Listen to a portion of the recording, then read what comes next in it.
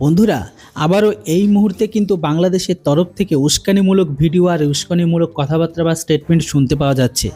আপনারা জানেন, গত পরশুদিনে আমি আপনাদের ভিডিও বানিয়ে জানিয়েছিলাম আবারও দুই দেশের মাঝে সীমান্তে যে দুই দেশের জনতার মাঝে যে একটা ছোটোখাটো কনফ্লিক্ট হয়েছিল বা ঝামেলা হয়েছিল, সেই ঝামেলাকে কেন্দ্র করে ভারতের এই পারের লোকজন এমন ক্যালান কেলিয়েছে বাংলাদেশের উগ্রবাদী লুঙ্গি বাহিনীকে, যেখানে বাংলাদেশের কিছু লুঙ্গি বাহিনীর লুঙ্গিবাদী মানুষ তারা কিছু জখম হয়, প্লাস ওই পারের বিজেপির। এখন খবর বেরিয়ে আসছে এটাই যে বাংলাদেশে লাশ পড়লে ভারতের ফেলা হবে দুটি। ঠিক এমন টাইপেরই হুঙ্কার দিল নুরুল হক। আপনারা জানেন, ভারত বাংলাদেশের সীমান্তে সাম্প্রতিক উত্তেজনা নতুন মাত্রা নিয়েছে, কেননা মোহাম্মদ ইউনুসাই নোবেলজয়ী শান্তিপ্রিয় মানুষটা যে দুই দেশের মাঝে একটা ঝামেলা বাঁধিয়ে বিএসএফ যেন তাদের উপরে গুলি চালায়।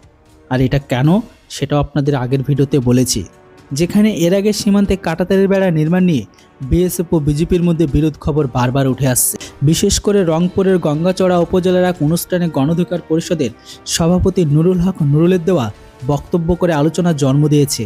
তিনি মন্তব্য করেছেন, সীমান্তে বাংলাদেশের একটি লাশ পড়লে ভারতের দুটি পড়বে। নুরুল হকের অভিযোগ, ভারত কাঁটাতারের বেড়া নির্মাণের মাধ্যমে বাংলাদেশি ভূমি দখল করার চেষ্টা করছে। তার মতে শেখ হাসিনা সরকার বিএসএফের অতিরিক্ত সুবিধা দিয়েছে। এমতো অবস্থায় সীমান্তে বাসিন্দাদের সামরিক প্রশিক্ষণ দেওয়ার দাবি তোলেন তিনি। সাম্প্রতিক সময়ে উত্তেজনা কেন্দ্রবিন্দু মালদার সুখদেবপুর সীমান্ত। কাঁটাতারের বেড়া স্থাপন ঘিরে বিজেপি ও বিএসএফের মধ্যে দীর্ঘদিন ধরে বিরোধ চলছে। 18 জানুয়ারি ওই এলাকায় বাংলাদেশ ও ভারতীয় কৃষকের মধ্যে সংঘর্ষ ঘটে। বাংলাদেশি দুষ্কৃতীরা সীমান্ত পেরিয়ে ভারতে ঢুকে স্থানীয় কৃষকদের ফসল লুটপাট করার চেষ্টা করে বলে অভিযোগ উঠেছে। পাল্টা প্রতিরোধে ভারতীয় গ্রামবাসীরা এগিয়ে আসেন। পরিস্থিতি নিয়ন্ত্রণে আনতে বিএসএফ কাঁদানো গ্যাস সেলকে ব্যবহার করে। আর এই ঘটনার পর বিএসএফ একটি স্টেটমেন্টকেও জারি করে জানায় যে আন্তর্জাতিক সীমান্তে পরিস্থিতি এখন স্বাভাবিক রয়েছে, তবে বিজেপি আর বিএসএফ এর মধ্যে সমন্বয় বাড়ানোর কাজ চলমান। তবে ভবিষ্যতে এমন ঘটনার পুনরাবৃত্তি এড়াতে সতর্কতার উপর জোর দেওয়া হচ্ছে।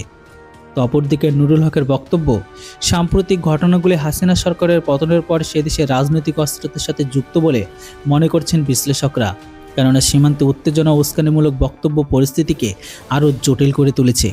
নুরুল হক স্পষ্ট জানিয়েছে, দেশের 18 কোটি মানুষ 1 ইঞ্চি জমি ভারতকে ছাড়বে না। তার দাবি, শেখ হাসিনা বিদায়ের পর ভারত এই অঞ্চলে আধিপত্য বিস্তারের চেষ্টা করছে। তবে নুরুল হকের এই বক্তব্য এতটুকু স্পষ্ট যে লোহা কিন্তু লোহাকে দিয়ে কাটবে। যদি তারা এটাতেই সুখী হয় বা এটাতেই খুশি হয় যে 1-এর বদলে 2, তাহলে আমরা 2-এর বদলে 8 কেন নেব না। যেটা হোক বন্ধুরা, আমার কথার মানে আশা করি আপনারা বুঝেই গেছেন, যেভাবে সকল ভারতবাসী বুঝে গেছে যে ইসলাম আর টেররিস্ট একই মুদ্রা, রিপিট আর রিপিট। সেখানে এটা বলার মাইনে রাখে না, আর এদের সাথে কোনো কম্প্রোমাইজ নয়। এরা যে ভাষাতেই বোঝে, এদেরকে সেই ভাষাতেই বোঝাতে হবে। এর উপর আপনাদের কি মতামত সেটা অবশ্যই কমেন্ট বক্সে লিখে জানান। Thanks for watching. জয় হিন্দ, বন্দে মাতরম।